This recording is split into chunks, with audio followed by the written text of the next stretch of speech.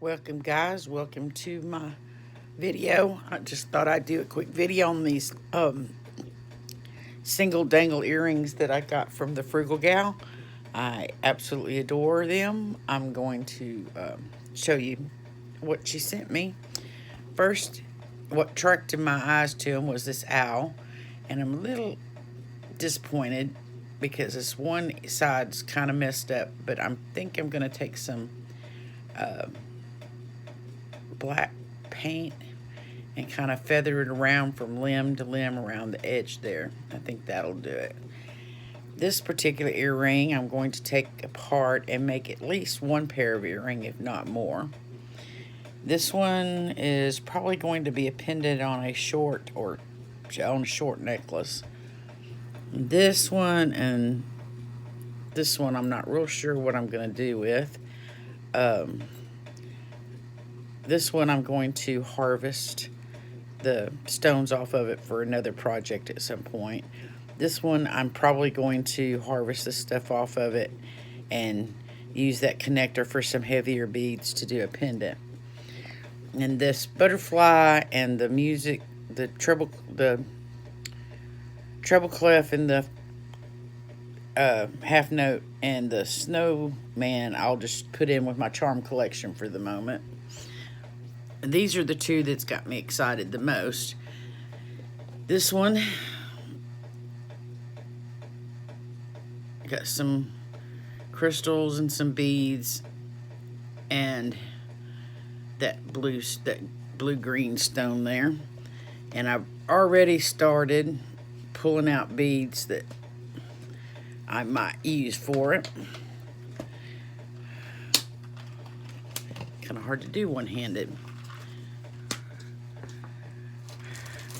I'm not sure about these because I don't know if the other colors will take away from it or not. They're little teardrop, marbly looking colors. And then there's just some crystals there that I can add to the necklace. And I've got some gold balls, and I have these, which are not exactly the same color, but with the black and gold on them, it might be okay. We'll see what you think.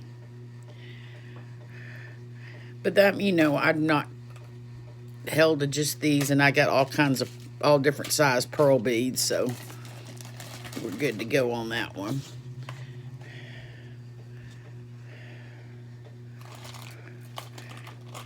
Put that in there just yet.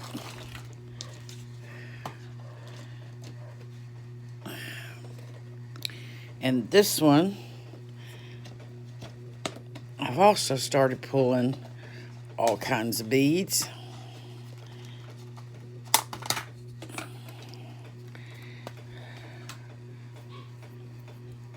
So I got these faceted rondelles,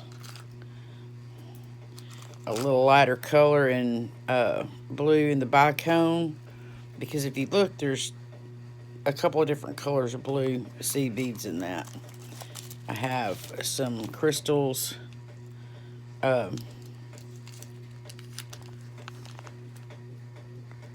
guess they're crystal bicones, and the smaller beads.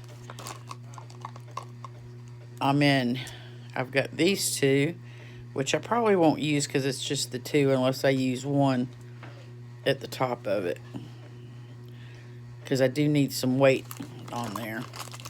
And then I have these here, which are blue with light blue flowers painted on them. And then I have a couple of loose blue beads that I might include. I'm thinking this one would be a good thing to hang on the extender chain. So there we have it. And while I got your attention here, and since I've only been into this for less than 5 minutes, I'll show you something else I got. The last week I've seen a couple of you had some items you pulled out of jewelry jars that were made with paper rolled beads. And I have rolled paper beads, and I like some of them, and I We'll have a couple of pieces in my auction tonight that have got paper beads on them. At least one that has this kind, and these are just little short barrel beads. This one's a 1/2 inch, and this is a 1/4 inch long strip of paper from just copy paper that I had painted, and then I colored the edges on them. And those were done on a skewer. So you can see how big the hole is there. It's a little bit bigger than I like, so I couldn't find a bead rolling tool at my craft store, so I did find a quilling tool, which quilling is that curl paper that they curl and then they harden it in certain designs. Y'all have to look it up. It's hard to explain. But the split pin on here is only like a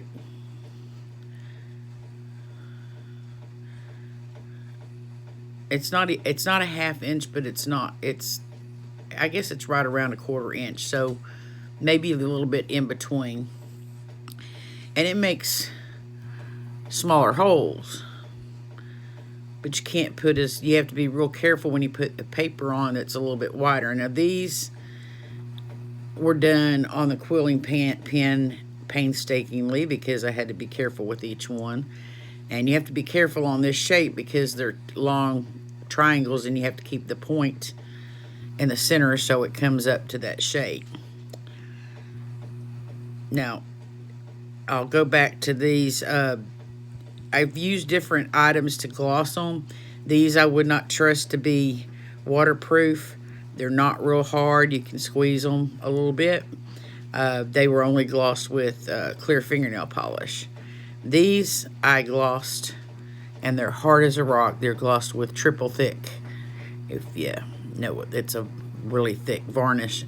Takes a while to dry, but that's okay.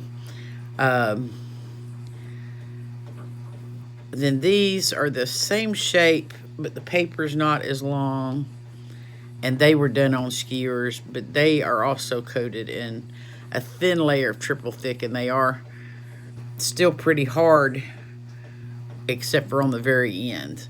But that's okay. You're going to put beads next to it and everything unless you squish them. You got to squish them hard to hurt them. Now these, I didn't use a bead rolling tool. This is scrapbook paper. I had a small section that I just cut into strips, long, straight strips, and wrapped around a paper clip.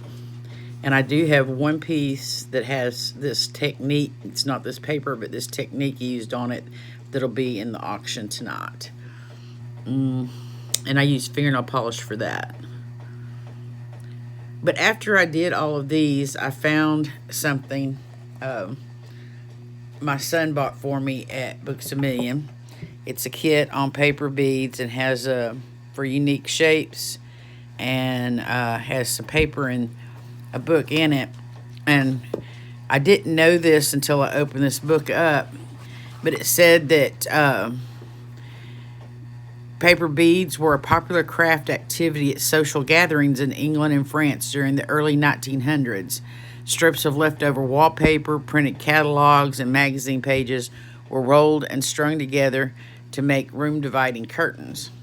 And then, of course, it goes into today we have all kinds of paper because of scrapbook paper or different things you can do. Just our catalogs and magazines are more colorful and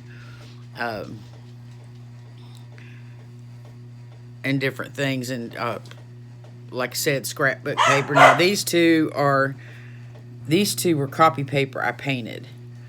These are the pink ones are different designs of pink and white. I did these to make bracelets that I sold to raise funds for breast cancer research.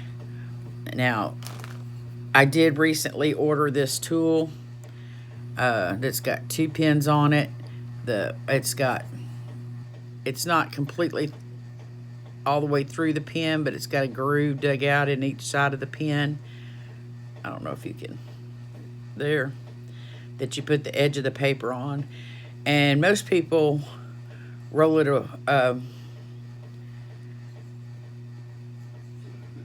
one way, but when I do it, I roll it the other way because I can keep it straight that way. I can't keep it straight the other way.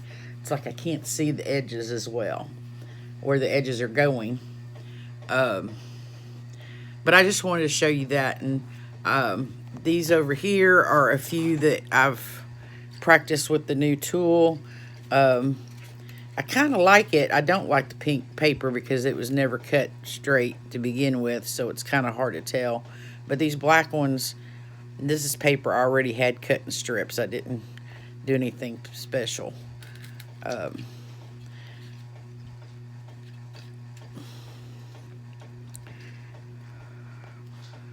But anyway, but you can use, you know, the triple thick. You can use the glossy Mod Podge, just all kinds of, whatever's a gloss or anything. But I just want to come in and share those things with you and remind everybody not to forget the auction tonight at 6 p.m. Central Time. So I guess that's 5 Eastern, 7 Mountain, and no, 6. It's 7 Eastern, 4 Mountain, 3 Pacific. Okay, I'll see y'all tonight. Thank y'all.